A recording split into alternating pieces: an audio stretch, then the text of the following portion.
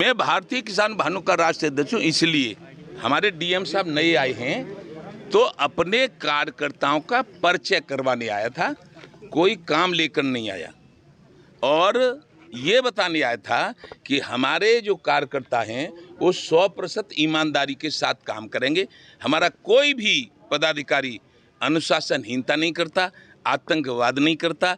जैसा कि राकेश टिकैत आजकल दिल्ली बॉर्डर पे आतंकवाद फैला रहे हैं, कभी तो कोई आता है उसको मारते हैं, कभी कहते हैं कि मैं लखनऊ को दिल्ली बना दूंगा, कभी कहते हैं कि मैं इसमें संसद में गेहूं भर दूंगा।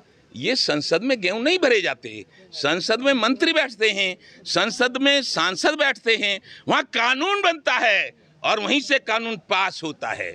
संसद इस काम को करता है।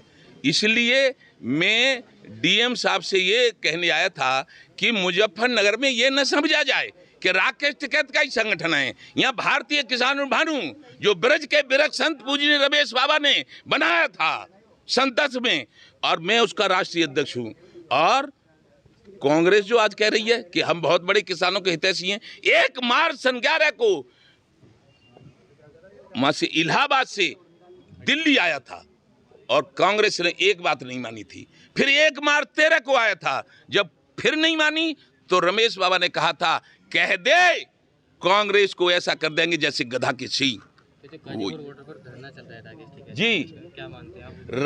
गाजीपुर बॉर्डर पर जो धरना चल रहा है वो कांग्रेस और कुछ भाजपा के विरोधी भाजपा के विरोधी जो पार्टियां हैं उनकी फंडिंग से चल रहा है। 5 सितंबर को मुजफ्फरनगर में भी एक पंचायत जी, 5 सितंबर को मुजफ्फरनगर में महापंचायत बुलाई गई है।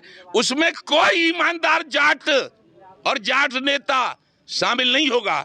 उसमें केवल वही शराबी, वही फंडिंग पे काम करने वाले, तनख्वाह लेने वाले वो शामिल होंगे। भला जाट नेता कभी नहीं होगा शामिल। क्यों? कि जाटों का इतिहास रहा है, जाट अपने देश के लिए जान देने वाले रहे हैं, जाट स्वाभिमानी रहे हैं, जाट ईमानदार रहे हैं। इनके पिता भी तो ईमानदार थे, महेंद्र सिंह टिकैत। लेकिन ये तो जाने कहां से आ गए, जाने कहां से आ गए भाई, इतना आतंकवाद फैला रहे। आपने किसान नेता राकेश टिकैत है बयान जारी किया था, वो क्या मतलब? कौन सा बयान? अभी बोला था कि रतनपुरी में। हाँ जी। मतलब क्या था? वो जैसे हैं वैसे बताता हूँ। तो क्या आप ये मानते हैं राकेश टिकैत ईमानदार जाट नेता? नहीं, राकेश टिकैत के अंदर ईमानदारी तो रही नहीं। राकेश टिकैत ने जब से कमान संभाली है तभी से दलाली शुरू कर दी है। प्रॉपर्टी की दलाली, वहाँ अथॉरिटियों पे दलाली, सड़क में दलाली और टोलों पे दलाली। कहाँ से ईमानदार आए वो? बेईमान, 100% बेईमान राकेश टिकैत, 100% बेईमान। क्या आप मानते हैं कि जो लाल किले पे घटना हुई थी वो गलत थी? लाल किले पे जो घटना हुई थी वो 100% गलत और 100% आतंकवादी जो करते हैं वो किया गया था।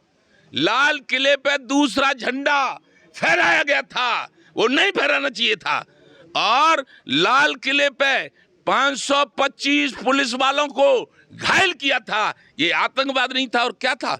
ऐसे लोग कभी किसान नेता नहीं हो सकते। और न अब प्रशासन और न शासन वो अपने को कुछ भी कहते रहे कि हम किसान नेता हैं, लेकिन न किसान नेता हैं वो और न किसानों का कभी भला कर पाएंगे। तो आप क्या मानते हो किसान कानून जो बना है ये किसानों के? किसान कानून, सुनिए, कानून बहुत बने पीछे भी, एनआरसी, तलाक वाला 370। यदि हम मानव हैं, हम देश प्रेमी हैं, हमारा नारा है, किसानों ने ललकारा है, हिंदुस्तान हमारा है, तो इस हिंदुस्तान को हम बिखरने नहीं देंगे। यदि हम इन कानूनों को वापस लेने की मांग करते हैं तो और कुछ लोग जो पीछे कानून बने उनको वापस लेने की मांग करेंगे। देश में एकदम अराजकता फैल जाएगी। इसलिए हमारी मांग है किसान, ये कानून बने रहने दो, हमें कोई दिक्कत नहीं है। किसान आयोग का गठन हो जाए, किसान आयोग की सहमति से किसानों के हित में काम हो, चाहे एमएसपी बने तो किसान का सहमत ली जाए, लेकिन किसान आयोग बनना भारत के किसानों के लिए अति आवश्यक हो गया है।